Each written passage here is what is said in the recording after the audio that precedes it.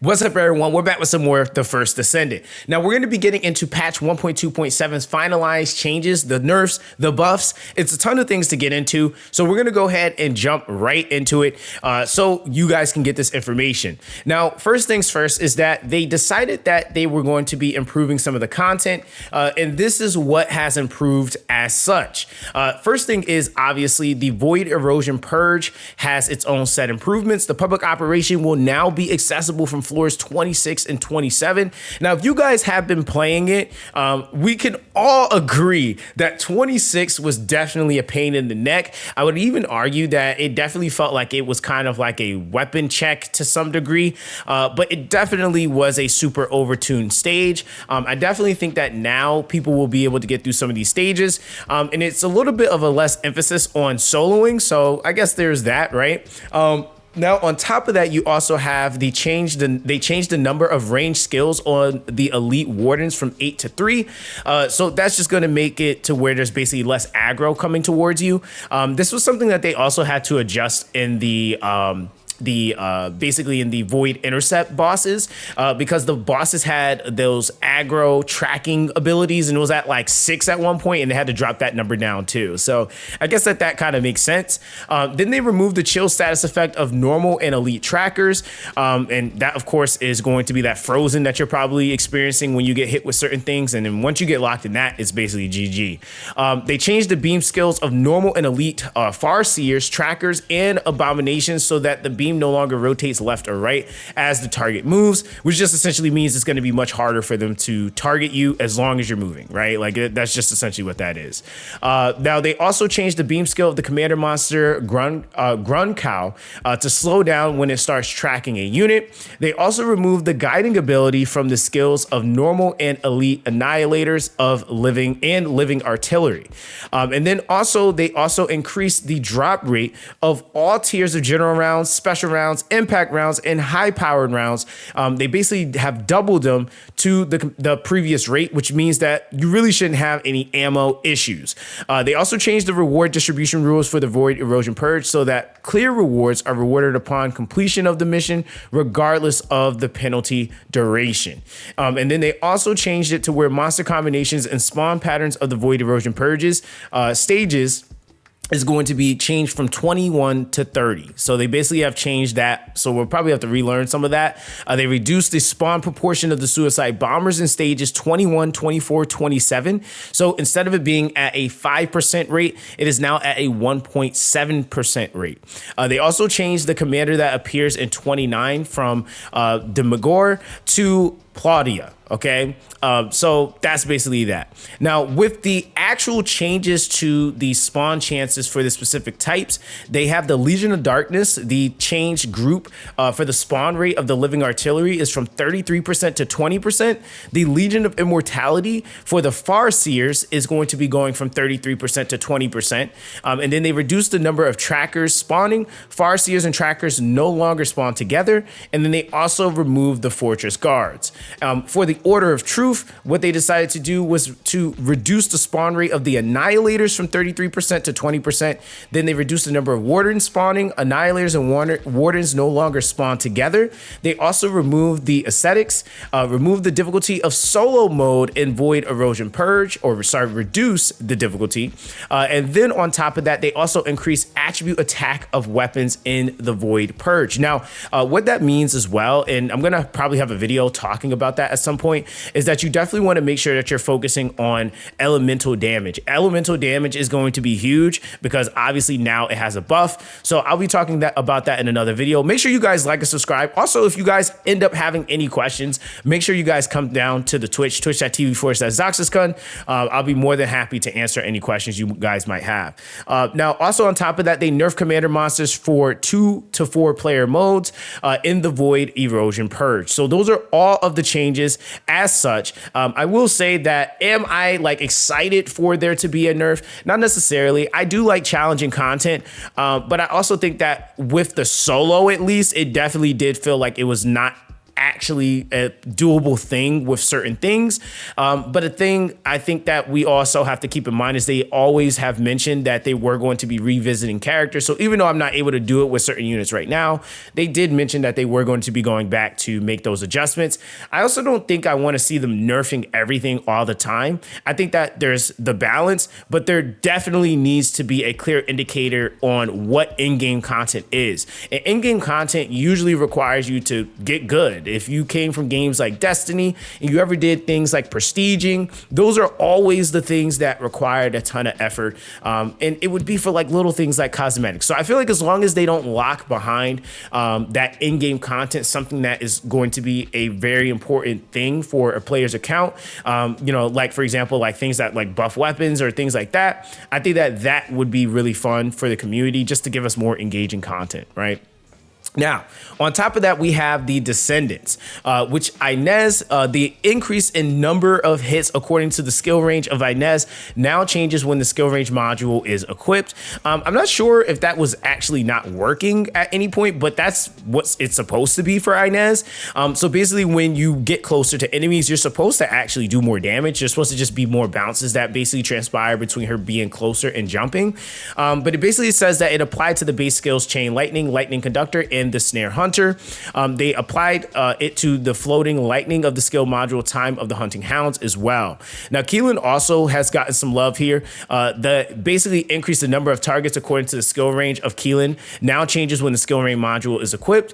And this is applied to the base skill Void Corrosion. So this means that he should essentially be hitting more targets with his ability. Now, on top of that, we got some weapon and module changes. So they basically fixed the brightness of Albion Cavalry's ricochet effect being too bright in certain areas, and they made some improvements to the weapon stats and unique abilities of 3 ultimate weapons. Now, with those 3 ultimate weapons as such, we've gotten a buff, a massive one, to the last dagger. It has been increased on the attack for the firearm about 29%. And then also hitting an enemy with the unique abilities Patience and Lethal Dagger. Lethal Dagger increases critical hit rate per stack. And then reloading when Patience is at max stats resets Patience and grants the strike effect. And while strike effect is in effect, it shoots fire enhanced rounds. And then basically with that, it also will then have, when the strike is removed, the step effect is granted that temporarily increases your movement speed, which is great. Like that's just honestly an optimal thing you kind of want. And that could also kind of affect some of the slots that you might do on your cores. Now the restored relic, of course, like we mentioned, we all figured this was going to be busted. This is just going to be making Glay even more OP. You basically have when the guided round explodes, it creates multiple clusters depending on its enhancement level, and cluster rounds track to nearby enemies. We have Sigvor's Proof as well, so damage dealt by sticky bombs increases proportionally to the number of sticky bombs installed, right? So very, very, very straightforward changes. We're just going to be seeing a ton of DPS changes, more AoEing basically from like the restored relic and the Sigvor's Proof, and the last dagger actually seems like it's just going to be viable at this point in the current meta. Now, of course, with that, they also have increased the firearm attack of some rare weapons. I'm not really too sure how this is going to affect the rare weapons. I think this is maybe more of like for earlier game players so that they can get to the point of building and making their other guns. But they basically have increased essentially the firearm attack for everything for like handgun wise, hand cannon, submachine gun, machine gun, assault rifle, scout rifle, launcher, and beam rifle. I'm not going to go through all of them, but that is something that we'll have to look at and test. I do have a ton in my box, so I will be testing that at some point. Now, for some of the other things, I wanted to actually jump in game so that you guys can see it.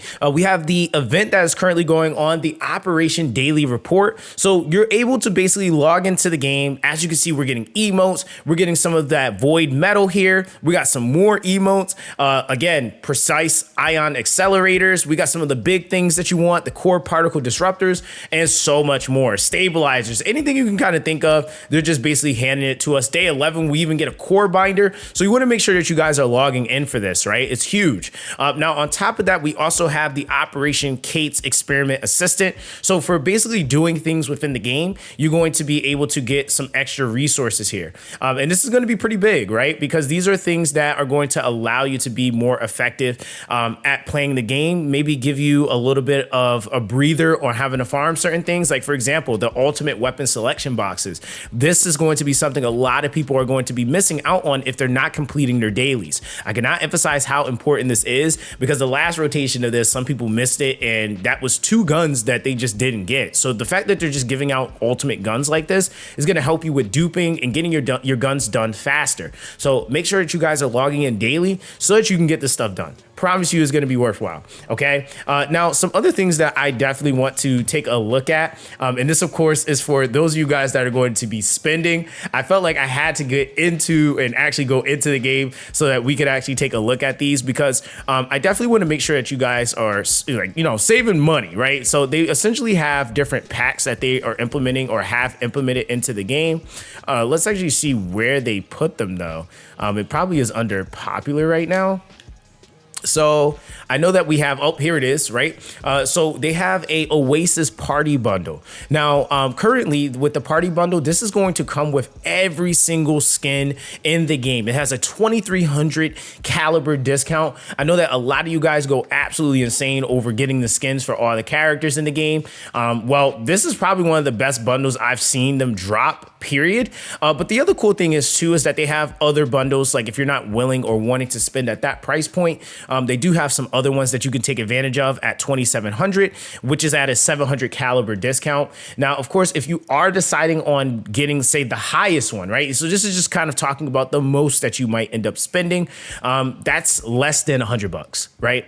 And I'm not gonna lie, I don't know if you guys have ever played mobile games or gacha games. That's really cheap for me, right? Granted, I'm not saying it's cheap for everybody, but for me personally, that is actually really cheap. I'm used to, like, in mobile games spending on average like $400 to $500 for trying to get just one unit a lot of the times, which is, yeah, kind of insane. But yeah, it's really cool. They basically bundled all that stuff, and that's just going to be essentially the skins, right? So you'll be able to actually take advantage of getting that fairly cheap, I would say, right? Even down to the Valentine's Day stuff that they have going on, they've discounted that by almost 400 caliber. So they're basically doing a love dub bundle as well. So these are definitely things that I definitely would say are going to be worthwhile taking advantage of. And even if you want to go for some more of the more character specific ones, they do have other bundles that you can also get if you're like, say, you only really are interested in one character. Because keep in mind, all the females have unique skins. That's definitely something that is worth mentioning. Whereas like the male skin is going to be universal, right? I don't even think they're showing the dude skin, but it's here, right? So definitely make sure that you guys take advantage of that, because that's actually going to be a really efficient thing if you are a spender within the game.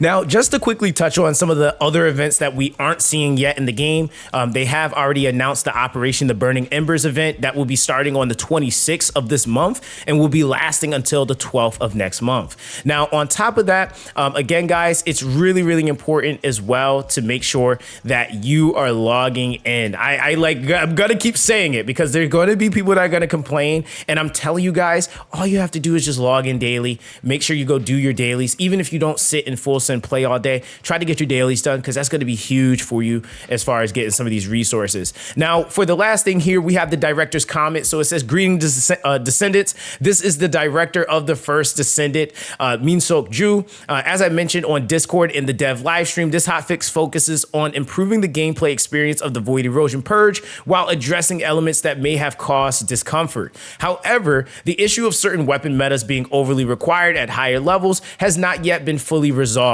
The reason we couldn't address this issue immediately is due to the performance gap between Descendants." And I think that this is, again, just them being transparent. It's always good to see them communicating that, just so that we are always aware of what they're working on or where their mind is. Now, they go to say that if we balance the difficulty based on top tier Descendants, most other Descendants will struggle to play effectively. Conversely, we will adjust the difficulty to accommodate lower performing Descendants. The leaderboard risks being dominated by only a selected few, diminishing the content's value as a challenge. Now, this was my only takeaway. I think if the Void Purge didn't have a leaderboard, it really wouldn't matter. You would just go with whatever works. But because they have this leaderboard content, and it is emphasizing like, hey, solo this with Blair, solo this with Luna, solo this with this character, I think that that definitely does require that to be taken into consideration, basically. Now, it goes to say that to fundamentally resolve this issue, we plan to first adjust the balance between Descendants and then refine the gameplay experience of the Void Erosion Purge. However, with the ongoing preparation for Season 2, Episode 2, and the live service management, we regret that we cannot implement these improvements as quickly as possible. We sincerely apologize for this delay. We will share further details as soon as we finalize our improvement plans and schedule. And they also go to say, finally, we deeply apologize to all players who may have been disappointed with the Void Erosion Purge content. To deliver better content, we will actively seek ways to engage the community and gather feedback before updates, ensuring a more live or stable live service experience. Thank you as always for your valuable feedback. Thank you. All right, so with that, guys, that basically goes over everything that we have coming in 1.2.7. Granted, there are some other little changes that are within there as far as like UI, things of that nature, but I wanted to try to jam pack this video with some of the important information as quickly as possible so that you guys are able to get that. Now, of course, with that, guys, make sure that you guys subscribe to the channel. We obviously are going to have some more guides. We're going to have news. We're going to have updates. We are streaming on Twitch. Make sure you guys join the Discord. Come through to Twitch, twitch.tv/ZoxysCon. I am going to be doing some runs at some point. If you do need help, of course, always stop by. I'm going to always be free to answer those. And of course, those that come to the stream, we're always there willing to help. Try to get you guys rolling as quick and as fast as possible. So with that being the case, guys, everybody stay blessed, take it easy, and I'll catch you guys in the next one.